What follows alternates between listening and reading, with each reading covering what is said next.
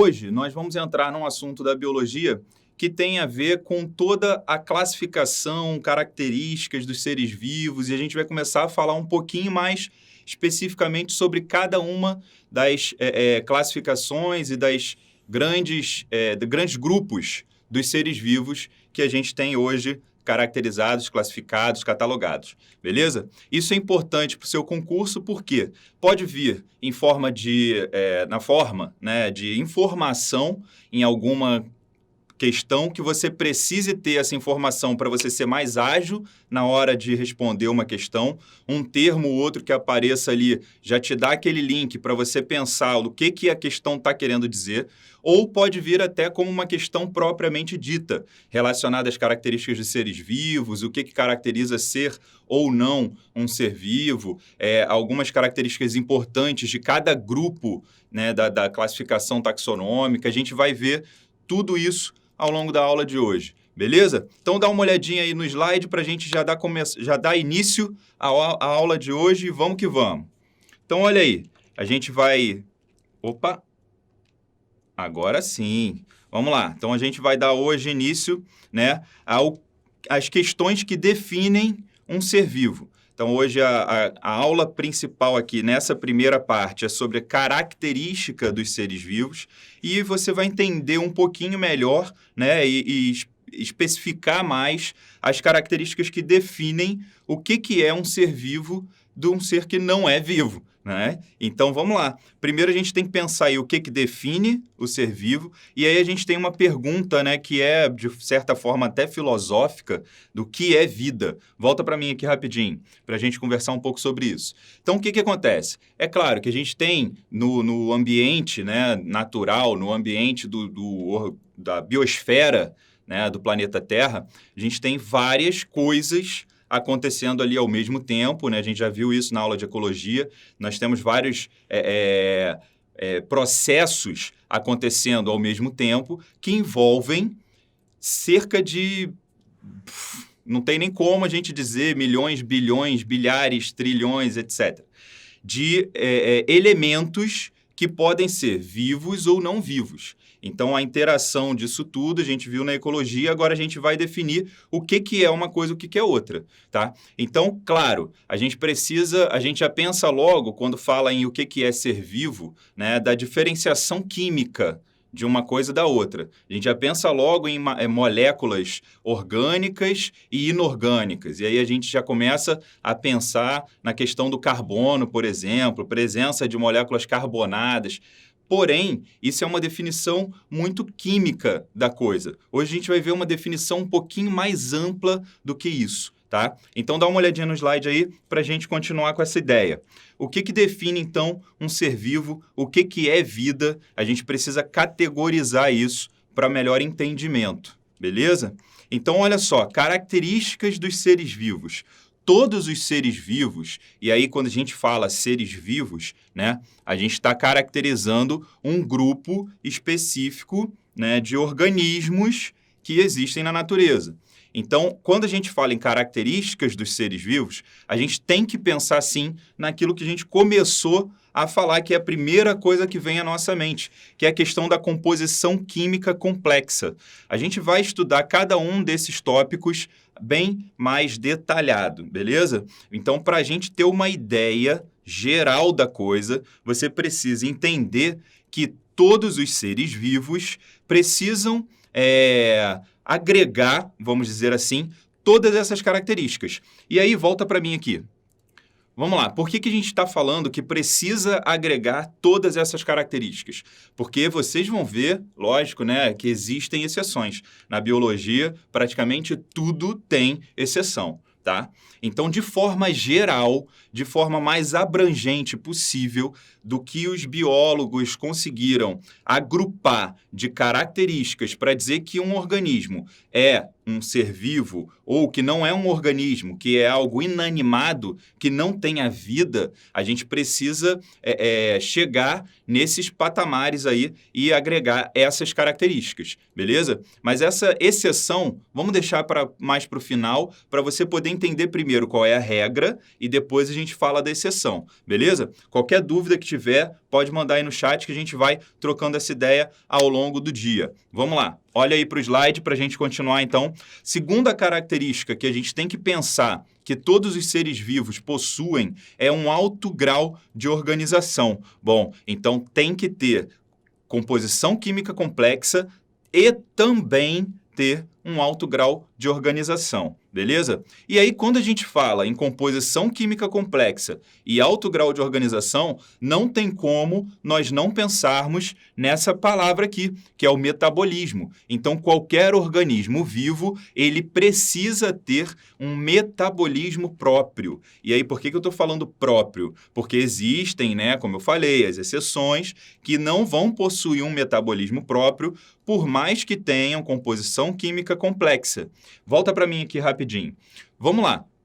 A gente vai entrar mais a fundo sobre isso, sobre o metabolismo, explicar exatamente quais são, né, os processos metabólicos, mas a ideia que você tem que ter na cabeça sempre que você ouve metabolismo é que são reações principalmente químicas que ocorrem dentro de um organismo, né, associados a alguma função, a desempenhar alguma função. Então, quando a gente já pensa em composição química complexa, já associa logo de cara que existem ali modificações da composição química. Ela não é uma composição estática, parada e que não vai sofrer modificações. Se nós estamos falando em composição química complexa, são várias moléculas de naturezas diferentes interagindo umas com as outras. E isso traz um processo de metabolismo, beleza? Então, vamos lá, continuando aí. Já que a gente está falando em química, em alto grau de organização, em metabolismo, a gente precisa ter algo, né, uma forma de obter toda essa composição química que existe nesse organismo. Então, nós precisamos de um processo de nutrição, não necessariamente alimentação propriamente dita, né? Da forma que a gente conhece nos animais. A gente vai trabalhar isso também mais a fundo, você vai entender quais são as diferentes formas de nutrição que os seres vivos podem ter, beleza? E aí a gente parte para uma outra etapa da característica dos seres vivos, que aí a gente já está falando de perpetuidade desses organismos. Então, como que um organismo ele consegue se perpetuar na natureza ao longo do tempo? Aí a gente pensa em reprodução, só que não somente a reprodução com hereditariedade. Então, a gente está falando aqui de transferência, de passagem, de continuidade de material genético, principalmente ao longo de gerações, né? Essa aí seria a composição, a característica da hereditariedade, a transferência, a passagem de características daquele organismo para gerações futuras através de um material genético que nada mais é, se nós pararmos para pensar, do que uma composição química. Concorda comigo? Mas vamos lá, vamos continuar para a gente não se perder nessa primeira parte. E aí depois a gente pensa também na questão da irritabilidade. Volta para mim aqui agora para você entender, para a gente voltar, né, nesse conceito aí. Irritabilidade, a gente vai falar sobre o conceito mais à frente, mas basicamente você tem que pensar o quê? É a capacidade que um organismo tem de reagir ao ambiente, a qualquer coisa que ele receba do ambiente. Tá? Então, irritabilidade é uma característica que define se um organismo, se um ser é vivo ou se é algo inanimado, se não é um ser vivo. Beleza? Então, volta lá no slide para a gente continuar. E aí a gente pensa também na evolução. Claro, se nós estamos falando em perpetuação da espécie, né, através da reprodução com hereditariedade, ao longo do tempo, a gente vai pensar também que essa perpetuação ela não é totalmente constante, perfeitinha. A gente vai ter aí alguns percalços pelo caminho que vão gerar o que a gente chama de evolução, que a gente também vai ver um pouquinho melhor o conceito mais à frente. Mas vocês já têm uma aula aí sobre evolução, né, com o professor Daniel Reis, está disponível para vocês, onde tem todo o destrinchamento melhor dessa questão evolutiva, beleza? A questão aqui, galera, é que vocês precisam ter na cabeça que para ser considerado um ser vivo, precisa passar e precisa ter todas essas características. Se você não tiver alguma dessas características, já fica um pouquinho mais complicado de dizer se é um ser vivo ou se não é um ser vivo. Dá uma olhadinha para mim aqui agora. Então, a gente está falando de características que definem, que separam, né, que excluem o que não é vivo. E aí, vamos pensar novamente, né, por que isso é importante? De todas as matérias que a gente vai ver em biologia, a gente vai poder falar sobre isso. A questão da importância das classificações ou das determinações de agrupar ou separar características que classificam ou que caracterizam mesmo, que caracterizam, que definem um grupo de outros grupos, tá? Então agora nós estamos num nível assim amplo demais, falando o que são características dos seres vivos. É muito amplo. Então é óbvio que vão ter muitas características. A questão toda é que você precisa ter todas as características para ser classificado fielmente como um ser vivo, tá?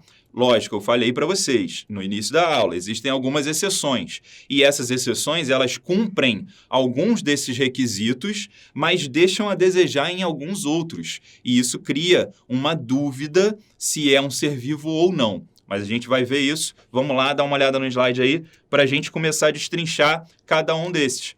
Então, como a gente estava falando aí, composição química complexa. Cara, o que é uma composição química complexa? Já tinha falado para vocês antes. Elementos químicos mais abundantes nos seres vivos são esses aí, mas a ideia é que você tenha moléculas químicas complexas. São só as complexas, professor? Não.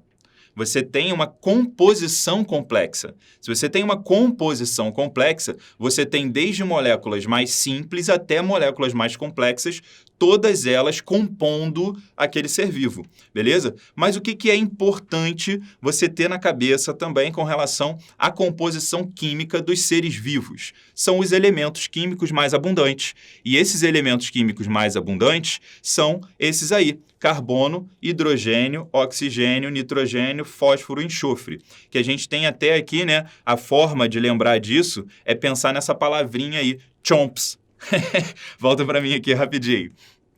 Então, essa estratégia aí de formar algumas palavras que não fazem o menor sentido se você não souber da matéria, mas que se você souber o que a gente está falando ali com aquela palavra, vai te lembrar na hora, fazer você pensar na hora, rapidinho, o que está relacionado àquela palavra matéria. Isso aí é fantástico na hora de você lembrar de alguma coisa durante a prova, beleza? Então a gente tem esse primeiro aí, que a gente vai chamar de CHOMPS, que é exatamente C do carbono, H do hidrogênio, O do oxigênio, N do nitrogênio, P do fósforo e S do enxofre. Por quê? Porque são os elementos químicos mais abundantes nos seres vivos. Tá? Compõem a maior parte das moléculas orgânicas que existem dentro de um ser vivo, beleza? Então dá uma olhada no slide aí para a gente dar continuidade. E aí, claro, existem proporções diferentes entre cada um desses elementos químicos, né,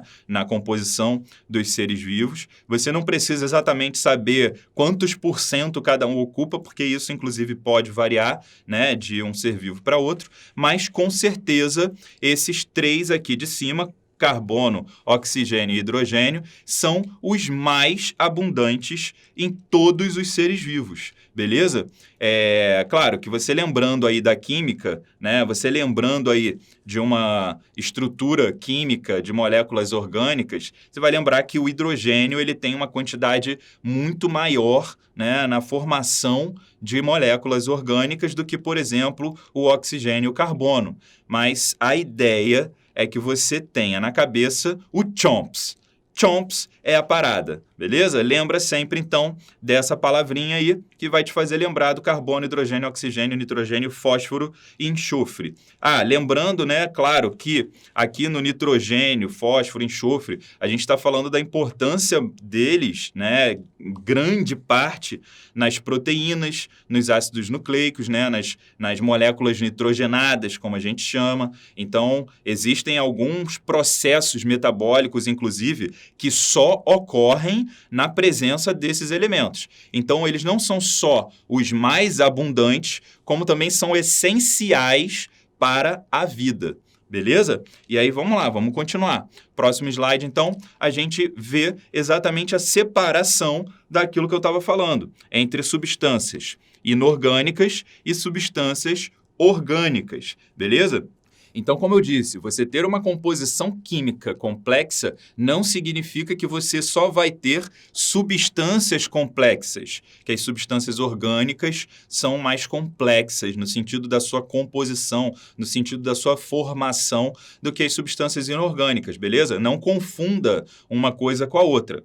Quando a gente fala que é composição complexa, são todas essas substâncias interagindo ali no organismo. Show? Então, como substâncias inorgânicas, principalmente aí, né, a questão da água e dos sais minerais. E quando a gente parte para a questão das substâncias orgânicas, aí a gente começa a falar, né, das substâncias que a gente conhece quando a gente estuda o metabolismo, quando a gente estuda a biologia celular, quando a gente estuda os processos como fotossíntese, respiração celular, multiplicação do DNA, duplicação do DNA, tradução de proteínas, etc. Tá? Então, a gente está falando, basicamente, né, de carboidratos, lipídios, proteínas, ácidos nucleicos e vitaminas. Dá uma olhadinha para mim aqui agora. Vamos lá. Então, como eu falei para vocês, né, a gente tem ali carboidratos, lipídios, proteínas, são moléculas, são substâncias orgânicas que precisam ser metabolizadas, tanto para serem formadas quanto para serem destruídas, e que esse metabolismo vai acontecer dentro dos organismos vivos. Então, essas substâncias, por isso, né, claro, também são chamadas orgânicas. Beleza? E uma característica básica que você tem que lembrar disso é a presença do quê? Do carbono. Carbono como característica principal das substâncias orgânicas, né? Então, são substâncias baseadas em molécula de carbono, ok? Em átomos de carbono, desculpa, moléculas baseadas em átomos de carbono. Show? Então, vamos lá. Olha para o slide aí para a gente continuar. Então, você já entendeu aí que a composição química complexa é tudo isso junto, convivendo, vamos dizer assim, junto dentro do ser vivo, né? E que aqui nas substâncias orgânicas você tem que lembrar principalmente do elemento carbono, formando essas substâncias, beleza? Então, vamos adiante. E aí, dentro dessa ideia, né, de você ter uma composição química complexa, como eu falei lá naquele primeiro slide, com todas as características, a gente vai ter um alto grau de organização. Peraí, professor, mas por que você está associando característica de composição química complexa com alto grau de organização? Bom, primeiro, a gente tem que pensar na questão mais básica dos organismos, que é antes até de chegar a ser um organismo físico, né? Um organismo vivo, um organismo vivo. Então, antes de chegar a ser um organismo vivo, você tem toda uma questão química associada a isso, toda uma questão química. Então, primeiro você vai ter ali, né? Dá uma olhadinha para mim aqui agora, rapidinho. O que acontece? A gente está falando, né, de uma composição química de alto grau de organização, beleza.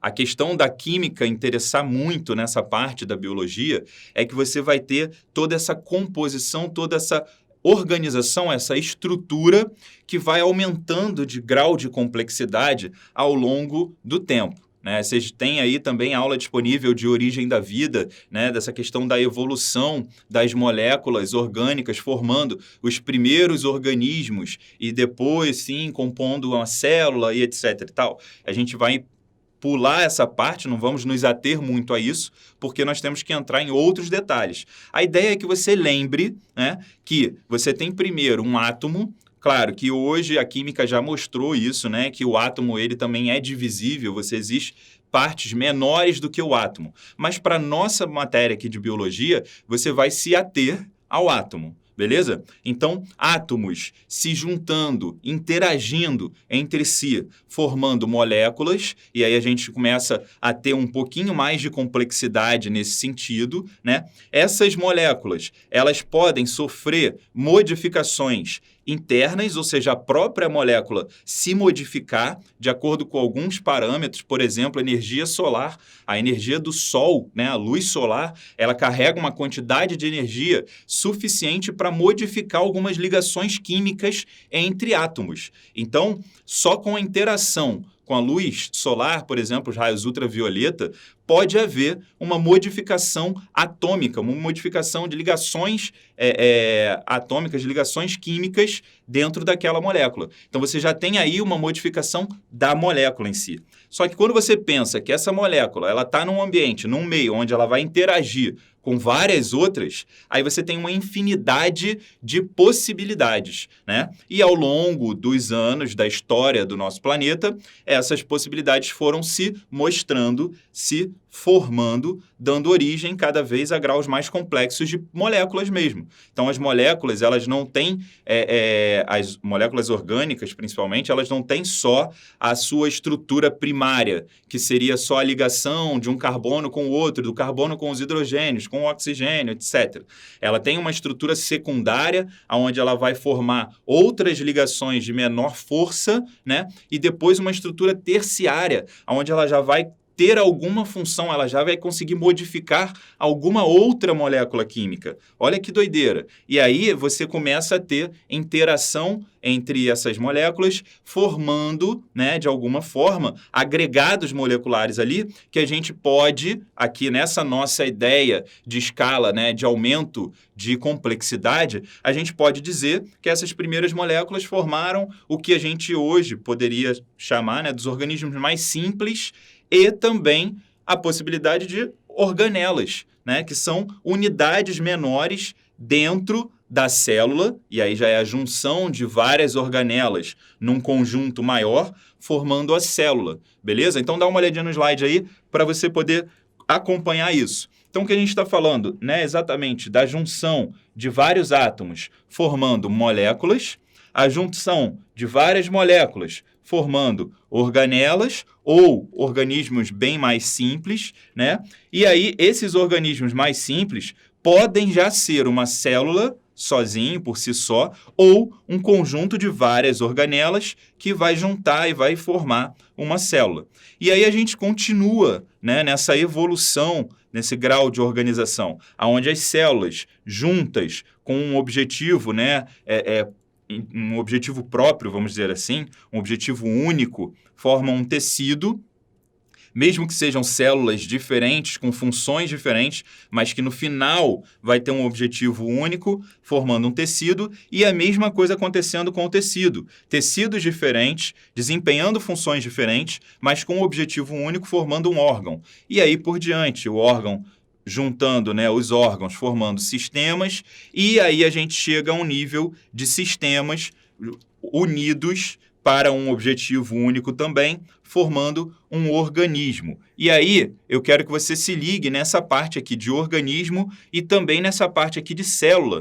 Por quê? Porque em alguns organismos, principalmente nos organismos que nós chamamos de unicelulares, né?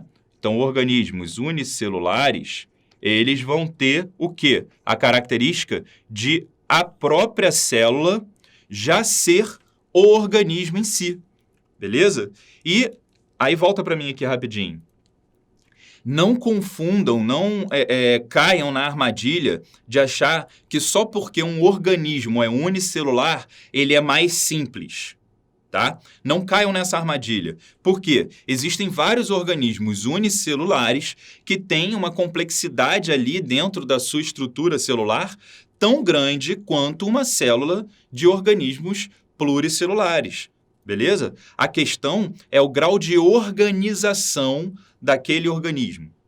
Fica meio redundante, parece redundante a organização do organismo, mas não é não, tá? Então, o grau de organização é maior ou menor, mas a complexidade ou a evolução daquele organismo não pode ser dita que é menor. Beleza? E aí, com relação à evolução, principalmente, galera, não caia nessa armadilha, tá? Uma coisa que você tem que ter bem clara na cabeça é o seguinte: todos os organismos que estão vivos no mesmo momento da evolução do planeta Terra são tão evoluídos um quanto o outro. Tá? Desde uma bactéria, desde um organismo unicelular, procarioto, qualquer que seja, até o organismo que a gente possa considerar como mais complexo em nível de organização, em grau de organização. Se os dois estão convivendo no mesmo período de tempo do planeta Terra, os dois são tão evoluídos quanto o outro. Beleza? Então, não confundam grau de complexidade, grau de organização com grau de evolução. Beleza? Então, dá uma olhada no slide aí para a gente continuar.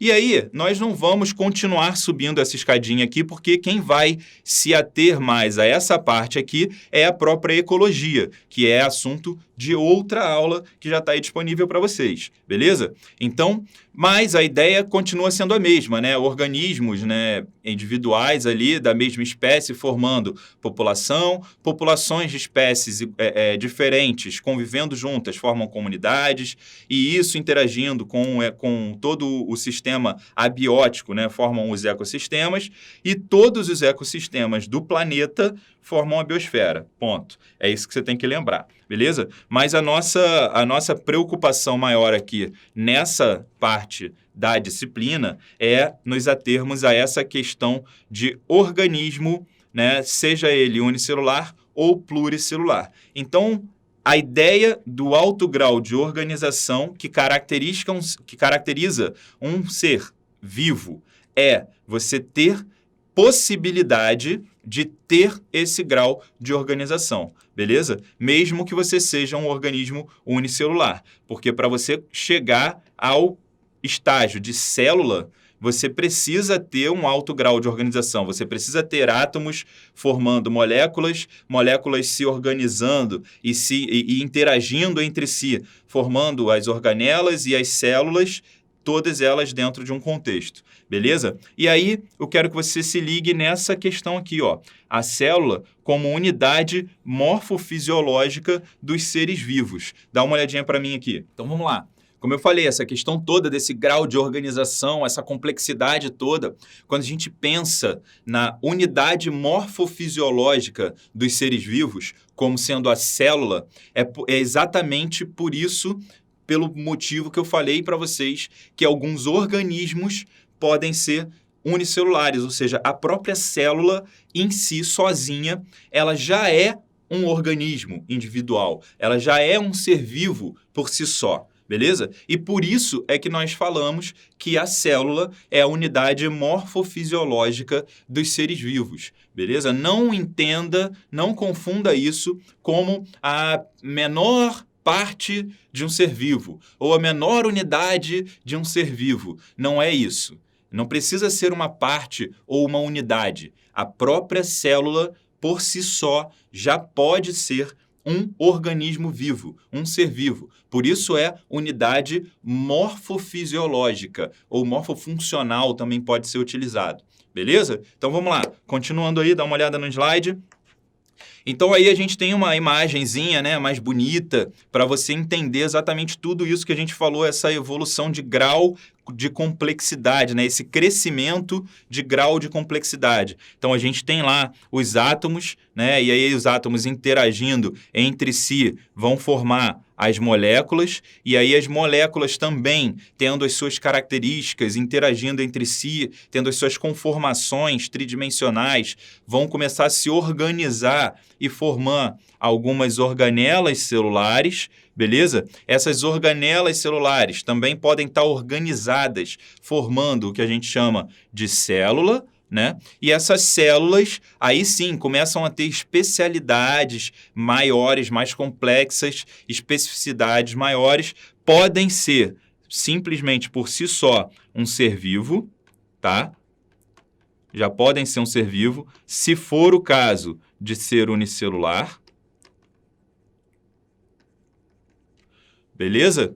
Ou pode também aumentar o seu grau de organização, se organizando junto com outras células para formarem tecidos que também, organizados entre si, vão formar os órgãos, e esses órgãos formando os sistemas, beleza? E aí os sistemas formando, né, um conjunto de sistemas com o mesmo objetivo final, formando aí organismos. E aí a gente dá uma paradinha por aqui, porque como eu falei, daí em diante a ecologia vai se ater melhor, beleza? Então a nossa ideia é trabalhar muito mais especificamente esse nível aqui de organismo, mas não só esses organismos, que a gente chama de pluricelular, ou celulares, como também os organismos, os seres vivos unicelulares, beleza? Então vamos adiantar isso aí, vamos pensar agora um pouquinho a respeito do metabolismo. Dá uma olhadinha para mim aqui. Como eu falei para vocês, aquela hora, se a gente tem uma complexidade de organização tão grande, com moléculas, átomos, água, sais minerais, tudo ali envolvido, em algum momento essa interação ela vai gerando modificações, ela vai gerando mais complexidade química, inclusive. Tá? E aí, quando a gente já pensa nesse grau todo de organização, já tendo... Porque se a gente... Peraí, a gente tem que pensar o seguinte, galera. Tudo isso ao acaso, aleatório, tá? Tudo isso acontecendo no ambiente, vamos pensar lá numa poça d'água de milhões, bilhões, trilhões de tempo lá atrás, beleza? Aí a gente pensa numa poça d'água com tudo isso interagindo ali aleatoriamente.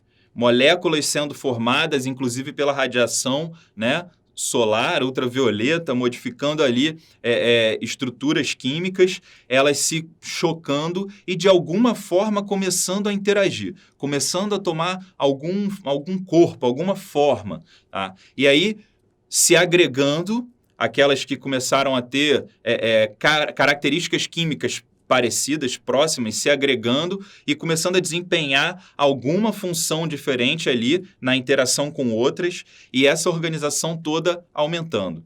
Quando a gente já pensa num organismo, num ser vivo, quando a gente pensa tanto unicelular quanto pluricelular, a gente já imagina que você tenha uma célula ali com uma unidade morfofisiológica, como a gente falou.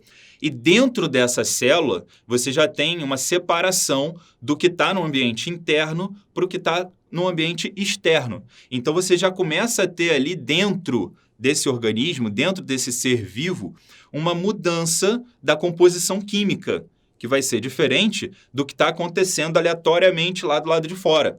As modificações aleatórias que vão acontecer dentro do organismo vivo já começam a ser diferentes do que está em volta. E aí, você começa a ter também um aumento dessa complexidade, você começa a ter também um aumento das especificidades. Então, as moléculas que ficaram ali dentro, elas começam a desempenhar alguns papéis importantes para a manutenção, inclusive, daquele organismo, daquele ser vivo, como ele é, beleza? E isso tem um nome, que se chama metabolismo. Então, metabolismo, dá uma olhada no slide aí, para você entender esse conceito. É o conjunto de todas as reações, olha aí, reações químicas que ocorrem nas células e levam à transformação da matéria. Exatamente aquilo que eu estava explicando para vocês, né? O que você já tem ali dentro do ambiente celular, né? Vão ser essas reações químicas, vão ser chamadas, então, de metabolismo, beleza? E ocorrem, né, dentro das células, levam à transformação da matéria. Então, levam à transformação de outras moléculas que estão por ali também. Então, a gente está falando de um processo aí bastante químico, ok?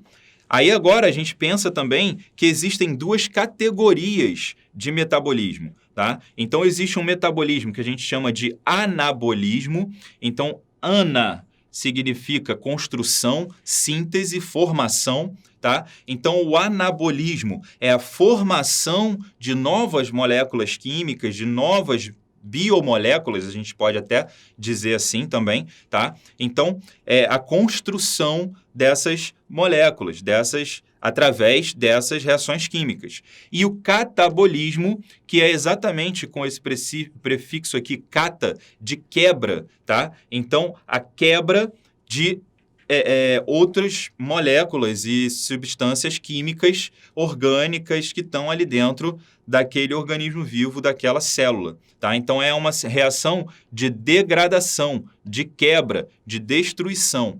Aí, volta aqui para mim rapidinho. Vamos lá. você entende também que o metabolismo ele não é de uma forma assim, vamos dizer, completa, total.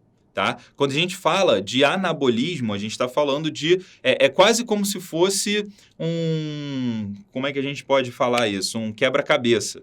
É uma junção de várias peças formando uma ideia completa. Tá? Quando a gente fala em catabolismo, a mesma coisa.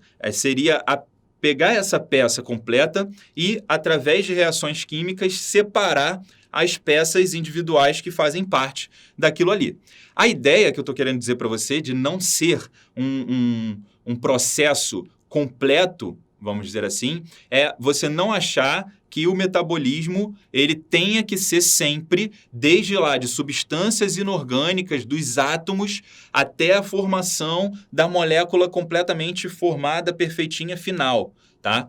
Não, ele pode partir do meio do caminho. O metabolismo é qualquer transformação química, transformação da matéria através de reações químicas, tá bom? Então você pode ter um primeiro metabolismo, um primeiro anabolismo de formação dessas moléculas orgânicas através de substâncias inorgânicas.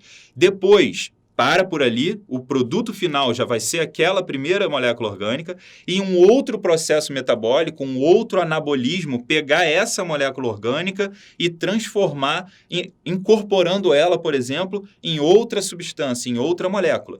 Beleza? Então, não dá para você pensar no metabolismo como uma coisa contínua. Ele é algo que está o tempo inteiro ali em equilíbrio dinâmico. Também está acontecendo ao mesmo tempo o anabolismo, a formação dessas novas moléculas químicas e também o catabolismo, a quebra dessas moléculas químicas, tá? Olha no slide aí para você poder ter dois exemplos bem clássicos, bem claros de anabolismo e catabolismo, tá? Então, no anabolismo, a gente tem um exemplo claríssimo, clássico, que é a questão da própria fotossíntese.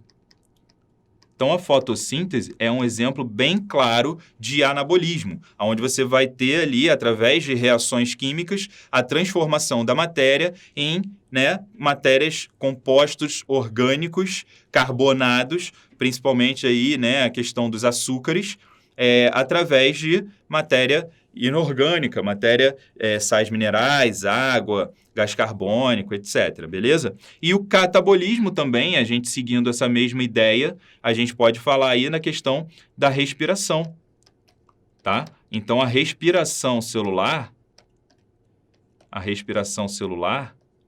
é também um exemplo claro, um exemplo clássico de catabolismo, beleza? Então, esses dois aí são característicos para você ficar ligado e lembrar.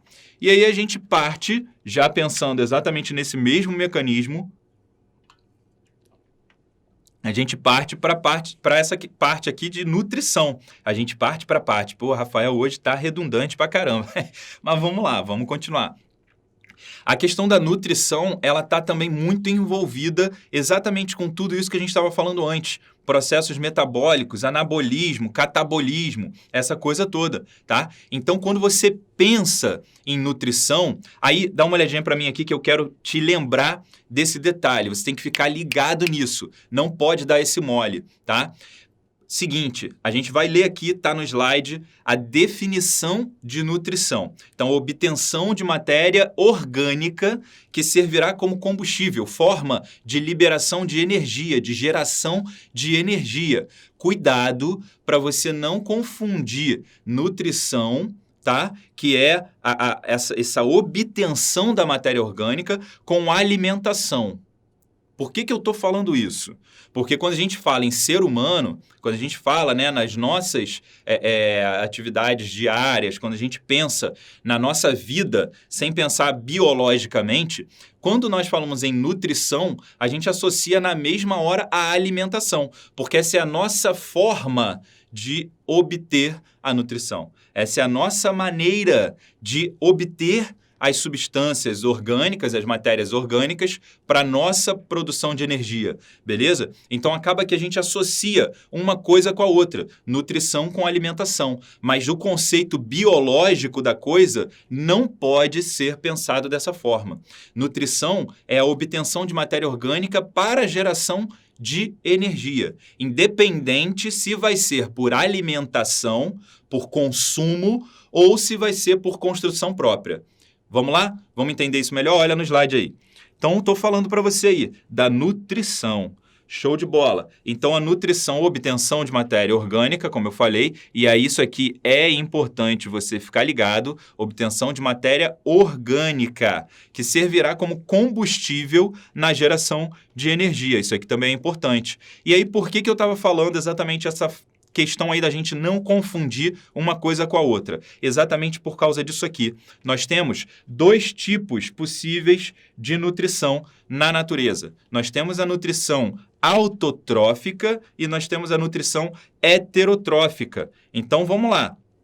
Vamos começar com a de baixo para você poder se ligar no que eu estava falando aquela hora, para você não confundir.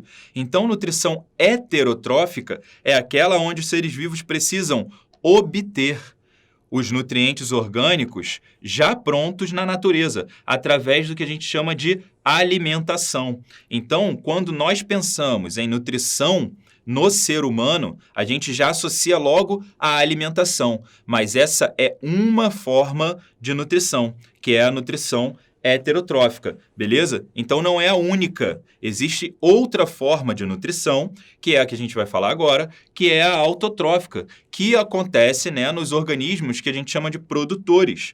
Organismos que produzem o próprio alimento, o próprio nutrientes orgânicos, através de processos metabólicos. Olha lá, vamos até colocar aqui, ó, anabólicos, processos anabólicos, beleza?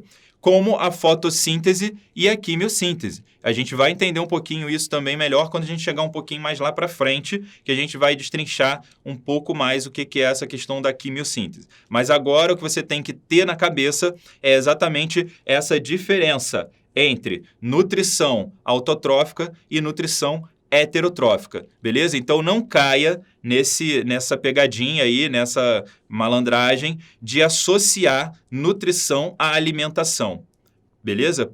Então, como eu estava dizendo aqui, ó, só para você ficar ligado, na nutrição autotrófica, o que vai acontecer? Volta para mim aqui rapidinho. O que vai acontecer na nutrição autotrófica? Ao invés do organismo chegar lá e consumir matéria orgânica que já está pronta e só fazer processo de catabolismo, de digestão, de quebra dessas moléculas orgânicas para a produção, né, no final lá das contas, da respiração celular e produção de energia, no processo de nutrição autotrófica, o que vai acontecer é que o organismo, primeiro, ele vai ter que fazer um processo de anabolismo, juntando as substâncias inorgânicas, formando suas próprias moléculas orgânicas, para depois quebrar essas moléculas orgânicas para gerar energia. Beleza? Então, a nutrição autotrófica, ela passa primeiro por um processo de construção da matéria orgânica para depois, sim, gerar energia através da quebra dessa molécula orgânica. No processo de nutrição heterotrófica, a gente não passa por essa parte de construção da matéria orgânica, a gente se apropria da matéria orgânica pronta de outros organismos. Beleza? Então, isso é a diferença que você tem que ter na cabeça a partir de agora. E aí, dá uma olhada aí no slide para a gente continuar.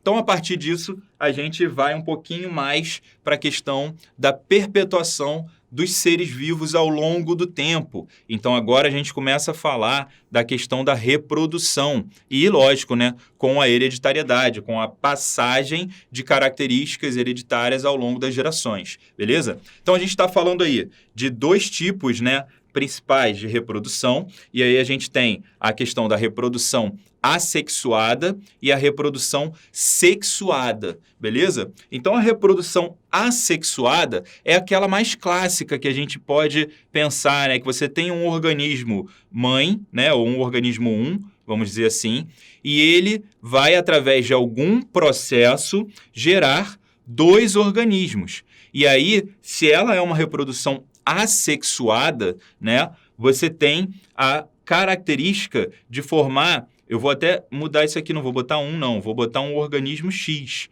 Então, você tem um X E aí, por reprodução assexuada, você vai ter um processo de multiplicação, de duplicação, aonde você vai gerar outros 2 organismos, mas que são exatamente iguais àquele primeiro X. Então, agora você vai ter 2x de organismos. Só que são exatamente iguais. Então, se a gente tivesse aqui, ó, conseguindo ver o material genético dentro dele, você veria que é o mesmo material genético, só que está apenas duplicado, beleza? Então, isso aí é a base do que a gente chama de reprodução assexuada. Então, forma indivíduos idênticos por processos como a bipartição ou o brotamento. Então, esse primeiro que eu botei para vocês aí é exatamente relacionado à questão da bipartição, tá?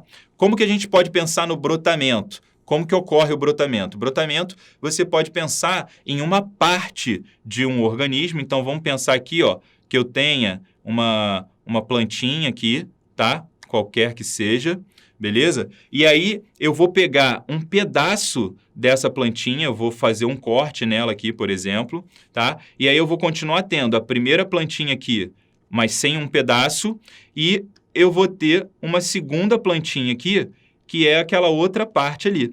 Se você tem a característica, né, de conseguir continuar se adaptar,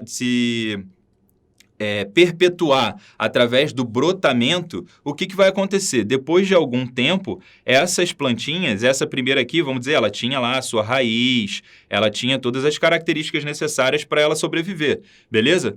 Então, no segundo momento, você tem ela mantendo aqui as suas características, aquele corte que foi feito não foi suficiente para matá-la, ela vai ter a possibilidade de continuar viva e continuar se desenvolvendo novamente, tá? E aí eu vou botar só para você entender como se ela tivesse ficado parecida, igual, beleza? E a segunda plantinha, ela vai também continuar se desenvolvendo e vai ter a característica de formar um novo indivíduo completo. Então, o que é o brotamento, né? Basicamente, o conceito é você conseguir ter um novo indivíduo a partir ou através da parte de um indivíduo anterior. Beleza? E aí isso a gente chama de brotamento. Lógico, eu estou dando exemplo aqui de plantas porque fica muito mais claro, muito mais fácil o entendimento. Beleza? Mas vamos entender o processo todo aqui, vamos entender todas as partes disso aqui. Estou tirando aqui para a gente não ficar muita coisa poluindo a tela. Então vamos lá. Reprodução sexuada. Aí a coisa já começa a mudar um pouquinho de figura. Por quê? Se você tem a reprodução sexuada, você precisa ter troca de material genético. Para você ter troca de material genético, isso vai ocorrer, né, de acordo com as características, de acordo com cada ser vivo. Mas, de forma geral, na conceituação de reprodução sexuada vai ser entre células que a gente chama de sexuais ou gametas, beleza? Gerando indivíduos com características diferentes dos seus pais, dos seus parentes, dos seus parentais, beleza? Dá uma olhadinha para mim aqui agora. Então, qual é a ideia disso aí, dessa diferenciação, dessa separação? Então, a reprodução assexuada seria você ter um organismo e ele, através de algum processo único, sozinho, individual, sem a participação de nenhum outro organismo, ele faz um processo que ele vai lá e forma 2 organismos exatamente iguais.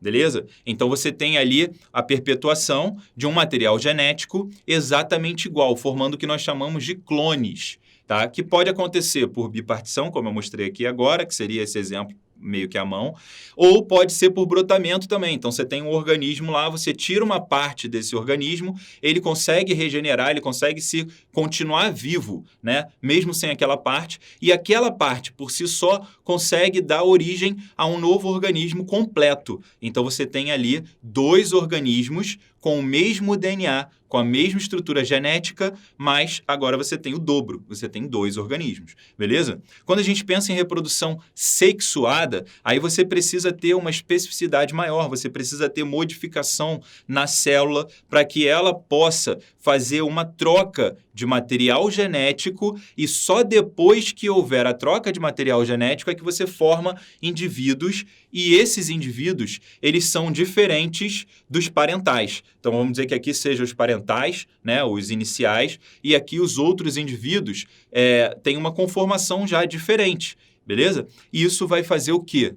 Pensando aí a nível de evolução, vai aumentar a variabilidade genética desses organismos, desses indivíduos. Então, por isso, né, principalmente, a importância da reprodução sexuada na maioria, né, dos organismos vivos que a gente conhece hoje em dia. Até os que fazem reprodução assexuada, em alguns casos, também fazem um tipo de reprodução sexuada, também trocam material genético. A gente vai ver isso mais para frente, beleza? Então dá uma olhada aí no slide para a gente continuar. Como a gente está falando ainda de características gerais, né, dos seres vivos, o que tem que entender é que tem que existir a reprodução com hereditariedade, com a passagem do material genético, beleza? Então com a perpetuação daquele organismo ao longo do tempo. Show de bola? E aí, lógico, né, o conceito aí, a questão da hereditariedade, né, são as instruções para produzir descendentes estão contidas no material genético,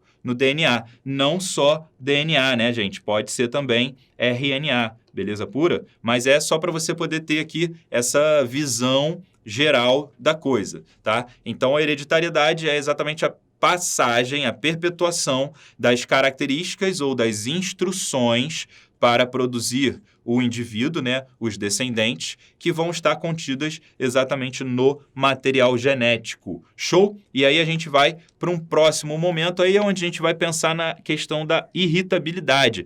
E aí, como eu disse para vocês, irritabilidade, né, é exatamente aquela capacidade que os seres vivos têm de reagirem a estímulos ambientais, seja por movimentos, ou mudando a sua forma, ou processos químicos. Dá uma olhadinha para mim aqui. Então, o que acontece?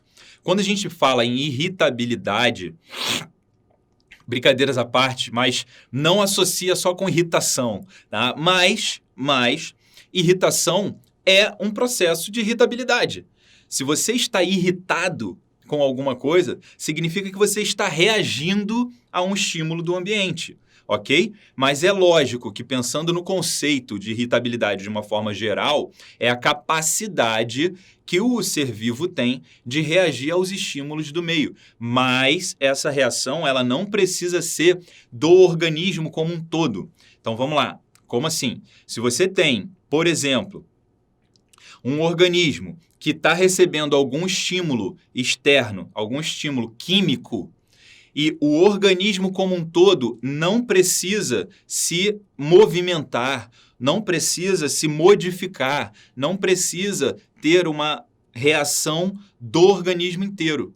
Apenas uma parte, vamos pensar ali numa parte da membrana plasmática daquele organismo tem alguma afinidade com essa substância química que está sendo o estímulo, a ponto dessa substância química se ligar aquela membrana plasmática, aquela parte da membrana plasmática, e aquilo gerar alguma modificação química interna na célula. Pronto. Isso já é um exemplo de irritabilidade. Beleza? Então, isso já é um exemplo de irritabilidade, mesmo que o organismo inteiro não tenha sofrido uma modificação. Então, nós, por exemplo, seres humanos, estamos tendo interações o tempo todo com o ambiente externo. Quando eu fico com frio, por exemplo, e os pelos têm uma modificação e se elevam para aumentar a camada de ar que existe em volta da minha pele, para aumentar o isolamento térmico, isso foi uma movimentação de uma parte do meu organismo, mas eu não precisei movimentar o meu organismo inteiro para que aquilo acontecesse. Então, aquilo já é um exemplo de irritabilidade, tá? Por que eu estou falando tanto disso? Para você entender que, por exemplo, se vier uma questão, alguma coisa relacionando a irritabilidade, ela não necessariamente vai estar falando de uma reação do organismo como um todo. Ela pode falar apenas de uma reação química que ocorra entre algo do ambiente externo com algo do ambiente interno. Então, capacidade de reagir a estímulos ambientais, seja por movimentos ou mudando a sua forma, ou por processos bioquímicos, beleza? E aí, lógico, né? A gente tem um caso clássico de irritabilidade, que é uma pessoa encostar a mão numa panela quente, na mesma hora por um estímulo involuntário, né? Por uma questão de reflexo, ela vai retirar a mão, porque aquilo gera uma reação na própria mão dela, que o tato vai mandar informações para os nervos e essa informação vai viajar até a medula e isso vai fazer um ato reflexo, beleza? Então, isso é um caso clássico de irritabilidade, tá? O que eu quero dizer para você é que você não precisa se prender a exemplos tão macro, tão de corpo todo, de organismo todo. Por exemplo, um organismo microscópico, quando identifica alguma substância tóxica no ambiente, tentando migrar e sair de próximo daquela substância.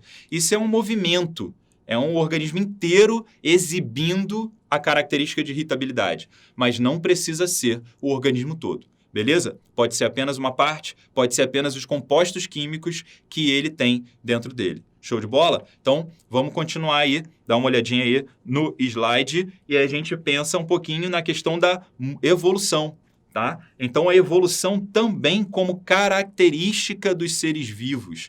Caramba, professor Rafael, então peraí. Então, todo ser vivo evolui? Dá uma olhadinha para mim aqui. É exatamente isso que eu estou falando.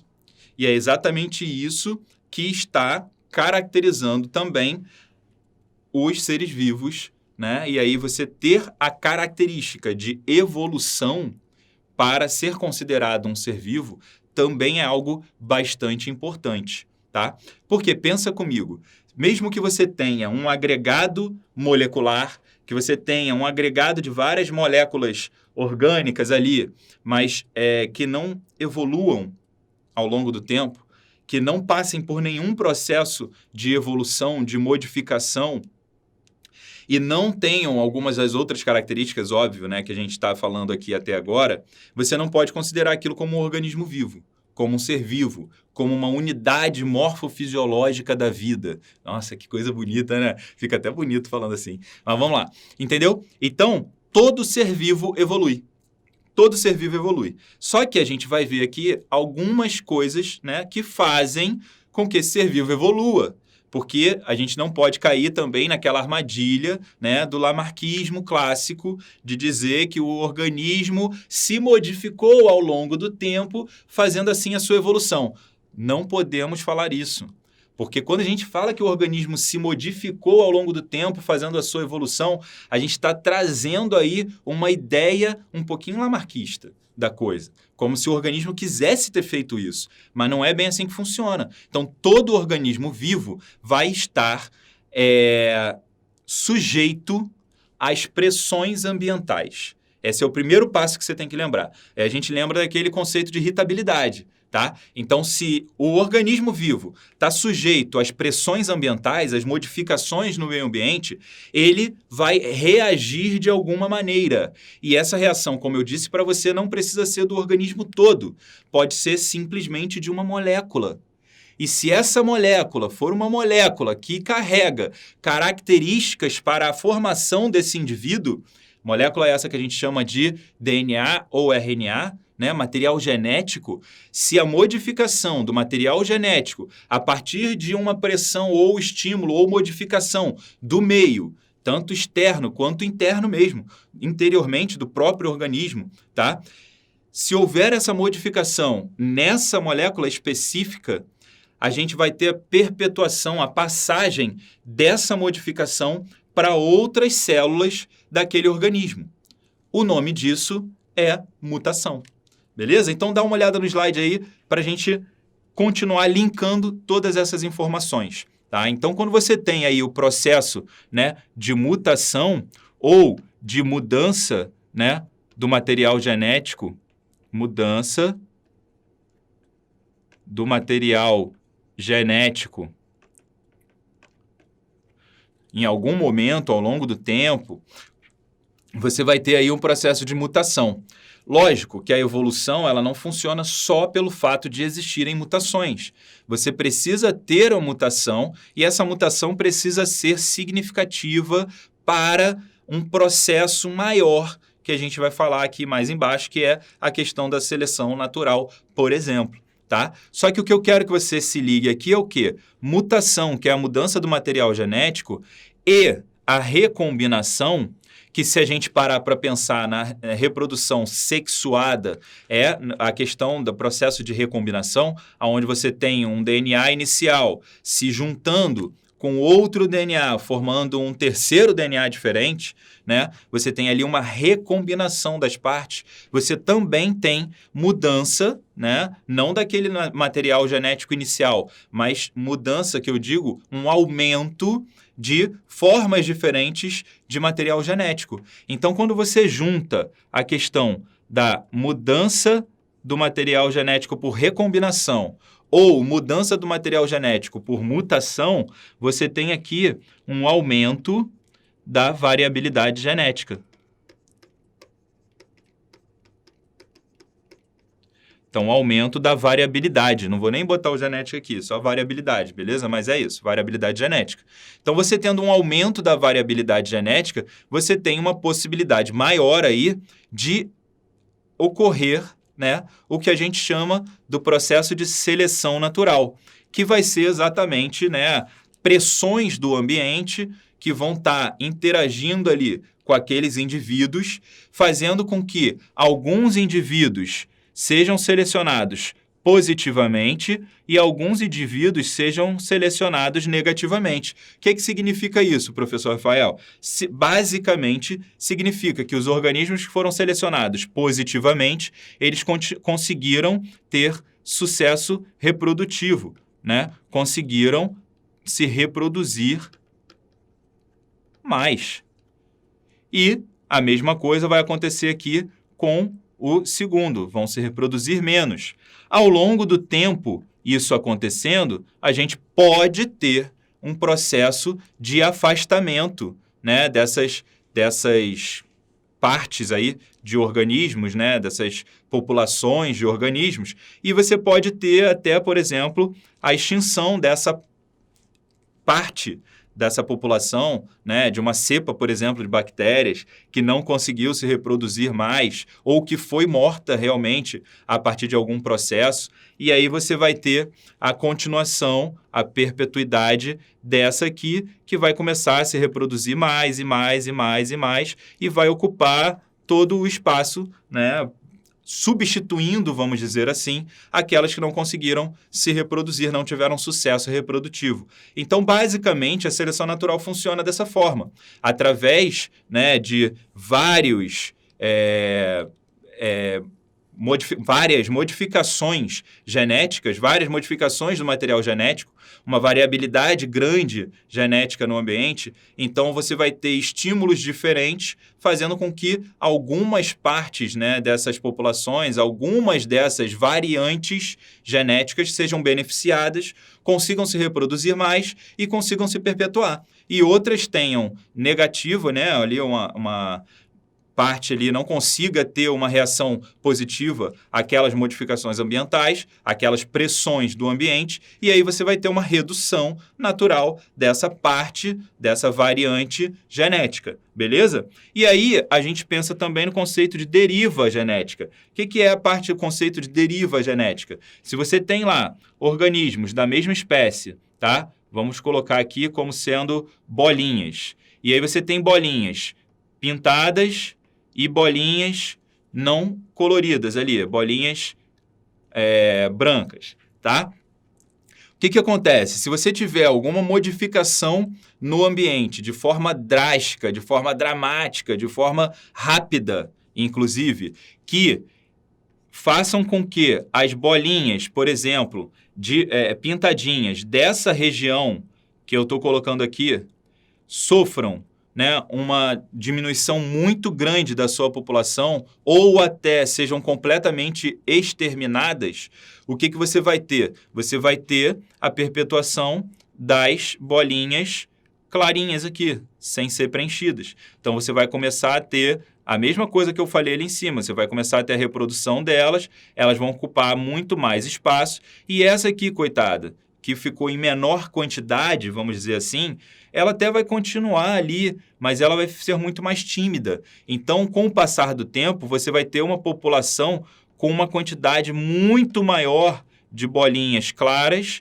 e uma quantidade menor das bolinhas escuras. Se a gente pensar nisso ao longo do tempo, pode ser que essas bolinhas escuras sumam, se continuar havendo essa pressão do ambiente no qual elas não estavam bem adaptadas, beleza? Então, deriva genética é quando ocorre um evento drástico, algo rápido, que possa tirar daquela população indivíduos que não sejam resistentes àquela condição, ok? Então, essa é a ideia que você tem que ter de evolução. Então, todos os organismos vivos, eles têm a capacidade de passar por esses processos evolutivos, beleza? Eles não vão ser imutáveis ao longo do tempo, ok? E isso é uma característica que define os seres vivos.